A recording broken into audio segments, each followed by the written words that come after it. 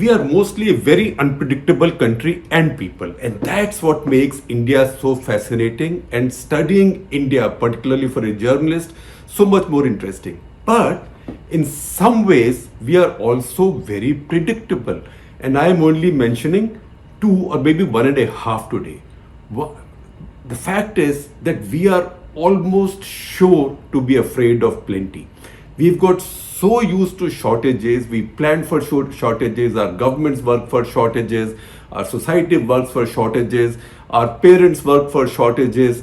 Even now, if we think that some soap is not in full supply or whatever, we just go and buy a little more of it. Vaccines, right?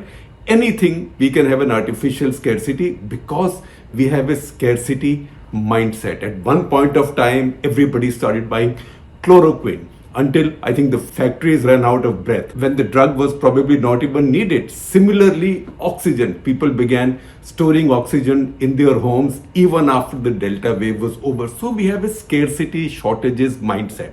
Similarly, we have a Mehengai mindset. Prices going up, prices are going up right now. Now there are two things we simply can't handle.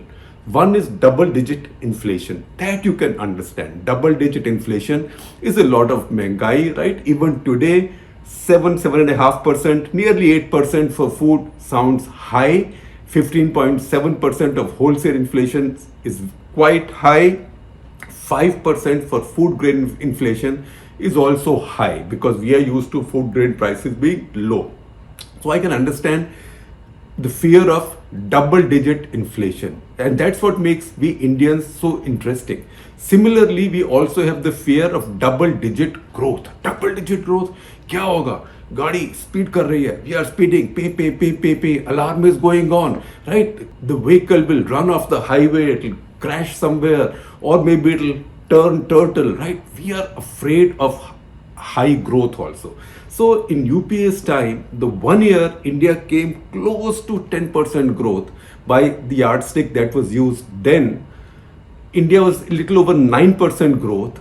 A lot of the people, particularly those on the left side, and most of them were part of the Congress ecosystem, part of the Sonia Gandhi, NAC ecosystem, who began saying this is too much growth. This kind of growth creates too much inequality. So first of all, the way to handle inequality is not to enable more people to become less poor, but it is to not allow too many people to get richer than they are, which means don't allow so much growth, which means we should put a speed governor on our growth, right?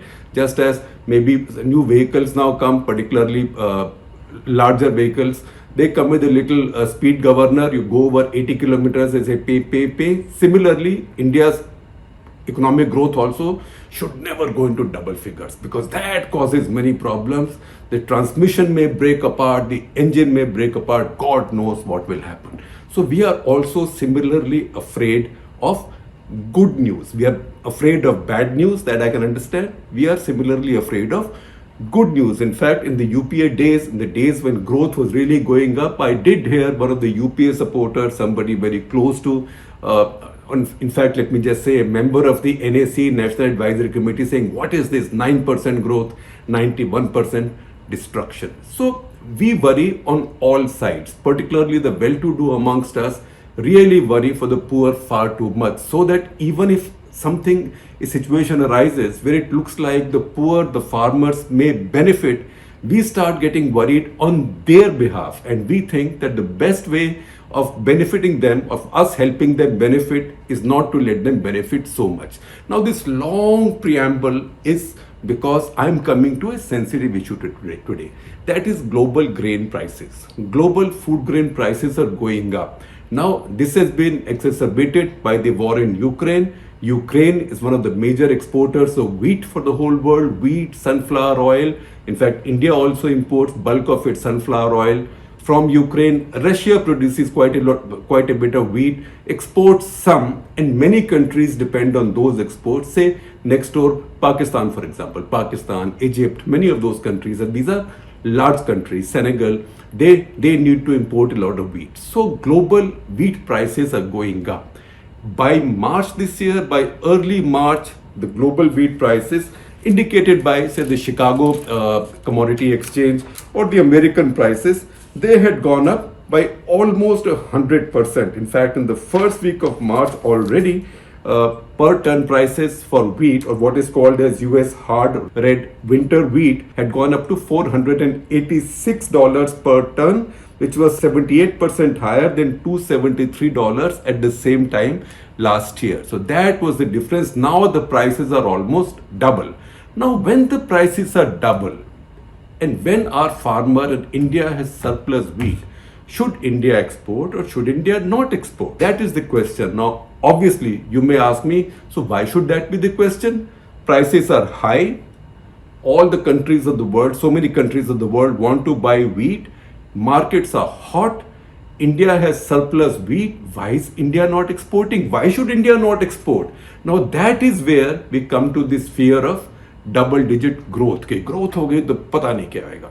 Farmer will make so much money. Today, even if you go to mandis in India, Punjab and Haryana, private buyers are paying the farmer 200 to 250 rupees per quintal, per 100 kilos more than the MSP, and minimum support price. There is no guarantee the next year it will be the same situation. Next year the farmer may again be dependent on MSP, but while the going is good, बहती गंगा में हाथ कौन नहीं धोता है? क्यों नहीं धोना चाहिए? या हम सबको धोना चाहिए? When the stock markets are up or mutual funds are up, we are celebrating, right? When they go down, we all have hangdog expressions.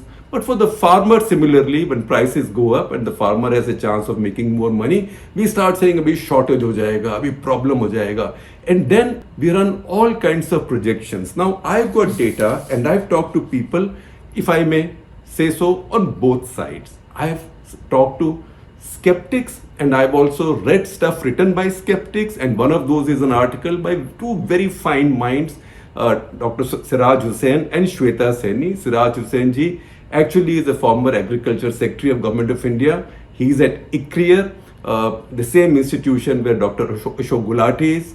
I've also spoken with Dr. Ashok Gulati and a couple of senior respected observers of the agricultural scene and agricultural economics in the commentariat. And also I've read up from Sayantan Bera, who is a reputed agriculture and rural affairs correspondent. I'm happy to inform you that shortly he'll be joining us also, and I look forward to welcoming him and learning from him. So if you read all that, the concern seems to be that while India has a lot of extra wheat, on April 1 this year, by buffer norms, India should have had about 7.4 million tons of wheat on April 1. That is 74 lakh tons of wheat. How much did India have? India had exactly 19 million tons of wheat. That's more than 2.5 times of the buffer requirements. But the concern is that, see, suppose this year it looks like the wheat crop may not be as good. Government is projecting that it will be about 112 billion tons.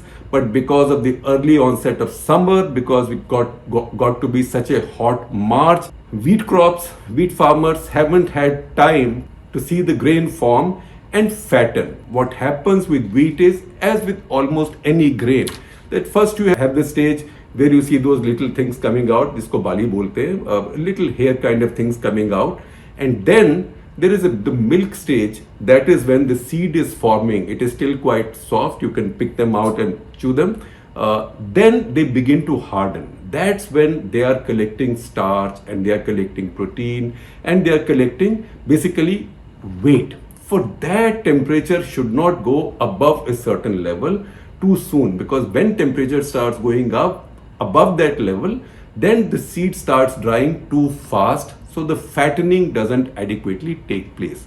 This year, as we know, particularly in the north and the Hindi heartland, temperatures went up very high much earlier. So by mid-March, we were already seeing 40 degrees in many places. In fact, I'm recording this from Chandigarh today. Chandigarh, outdoors, it's 45 degrees already, and we are still in mid-April. So temperature went up high. So it's possible that, and it's likely that wheat yields will not be what they were expected to be. Maybe they'll be a little bit lower. Now, how much lower? Calculations and projections vary. So maybe this year's production will not be as much as was expected. Last year was about 109 million tons. This year projection was 112. On wheat, if you read the article by Siraj Hussain Saab and Shweta Saini, and I'll share a link with you, that tells you that wheat has a CAGR, that is like an annual growth in production of about 2.5%. So maybe 2.5% growth will not take place, maybe a 5% decline, maybe a 10% decline will take place, and then you want to be really catastrophic, 15%, although I think India has such varied climate zones that it's unlikely that it'll have the uniform effect everywhere. Nevertheless, there might be some production loss. But what we are more sure of is that there will be some procurement loss this year, which means FCI or Government of India will not be able to procure as much as it does. Why? For the reason I just told you earlier, that the market prices, private market prices today are higher than MSP. Now you might say, do you now want price control because inflation is going up? Why should a farmer be able to charge more than the MSP? Now MSP is minimum support price. MSP is not the maximum sale price. That is what many of us who supported the farm bills have been saying, that by making the farmer dependent on MSP, we have taken the farmer away from the market to the extent that the farmer can't take advantage of the market. And when the market prices go up, the first thing we do is bring export control, bring stock limits. See what happens with onions every year. Har saal ka tamasha hai. What happens with tomatoes, with all those products. Sugar, it used to happen. So when the farmer is getting now the chance of earning more, why are we ruining the possibility that we may not be able to acquire as much on MSP in the FCI quota, in the government quota? And what will happen if we are not able to acquire enough?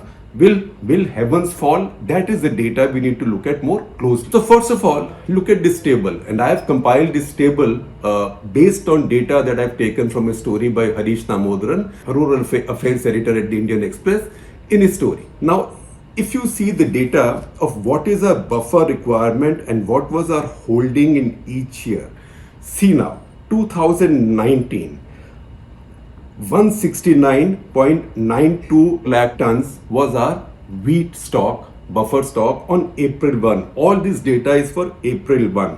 On 2020, it became 247. So it went up quite substantially between 2019 and 2020. 247 lakh tons, right? And then I will tell you the trick figure there. 2021, it went even further. That is 273 lakh tons. There is concern that, hey, Baba, this has fallen, right? This has fallen obviously because now in the previous year, a lot of the grain has been picked up and distributed free under what is called as PMGKAY scheme. That is Pradhan Mantri Garib Kalyan Ann Yojana, where 5 kilos of food grain is given free to everybody in a certain category of poor people. That is 80 crore people in the country. 800 million people.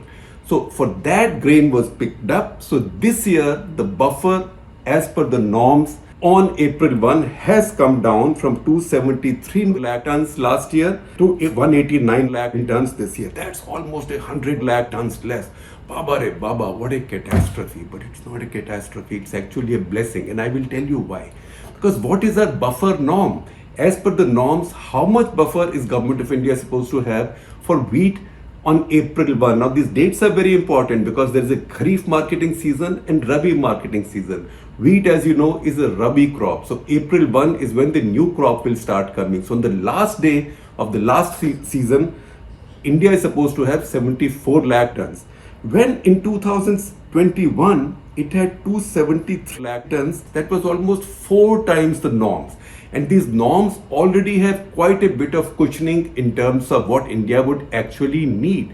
So what is the need to hold 4 times the norms? It was only done because everything that was produced had to be acquired. MSP was higher than market price. So government had no choice but to acquire it. And because government's godowns were so filled and overfilled and stuff was being eaten by rats or fermenting into alcohol by itself, right?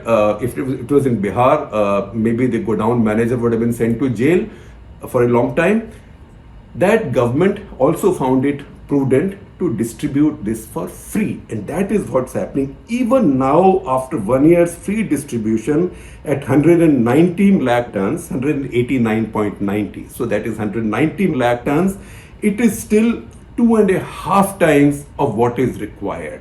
So India, first of all, we were crying that we did not have enough buffer stocks. Till 2006, buffer stocks on this date were only 40 lakh tons. Then there was some problem between 2004, 5, 6. India exported some wheat and India's production went down. There was shortage for 1 year.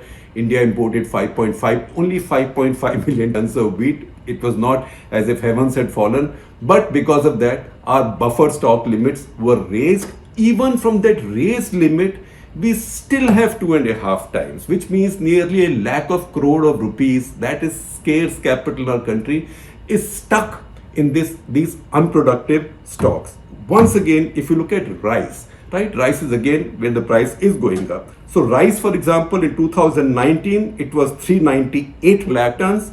Next year, 2020, it was 491.5 lakh tons. The following year, 499.3 lakh tons. It's going up every year. Our stocks are going up, right? Again, 2022, that is on April 1, 2022, it's 515 lakh tons. That is how much rice we have right now in our stocks on April 1. What is our buffer requirement? Which, as I said, again, still gives you a lot of headroom for emergencies, for the bad crop next year, etc. Our requirement is only 135 lakh tons. So more than 3 times as much, in fact 4 times as much of rice we are holding. How many lakhs of crores is that? That is being buried in these unproductive stocks. If you look at the total food grain stocks on April 1, look at this table very carefully. Total food grain stocks 2019 568 lakh tons, 2020 738 lakh tons gone up. And next year then, that is the last year, they've come down to 140 lakh tons. What is our requirement? Our buffer requirement is only 210 lakh tons. So we are still holding 3.5 times as much as we want. So where is the need for scaremongering? Now the fact is that there may be some logic to what people are saying, but is that such a dominant logic, or are we then painting the devil on the wall and looking at it and getting scared unnecessarily? Now you see, one reason this year's procurement may be less than was expected is because open market is buying at a price higher than the MSP and the farmer will benefit. It's also possible that many richer farmers will hoard the grain. They will hold the grain and they'll say, look, price is going up, why should I not take advantage? Now the last thing we want is panic mongering, whereby we impose stock limits and we say that is like putting a price limit at which the farmer can sell. That is the worst thing we can do to the farmer, and we do those things in our interest because the poorest in the country are getting free grain. They are getting a lot of grain under PDS at 1 rupee, 2 rupees, that scheme. But besides that, 80 crore people are getting 5 kilos of grain free per month, every month. This has now been extended till September, and chances are this will carry on because once these things are done, they are rarely withdrawn in our country. Because if you have surplus grain and grain is just sitting in your godowns and rotting and there's no market for it, might as well give it to the poor for free, which is what is being done right now. Now there are 3 tables which I'd like you to take a look at, and these three tables are by Ramandeep Kaur. I've taken them from the article that we published from Dr. Siraj Hussain and Shweta Saini. The first table is just a basic table on the procurement and production patterns of rice and wheat over the past few years. See this carefully. Usually you will find when MSP is higher, some years production goes up and procurement also goes up. Usually these are the years in which MSP is higher than the market price. Then they've done 2 simulations. One simulation is for rice, the other simulation is for wheat. So look at these carefully, and these simulations are the best case scenario, the worst case scenario, and the likely scenario. And these have been done very, I would say bearishly, not bullishly, bearishly, which is imagining catastrophe.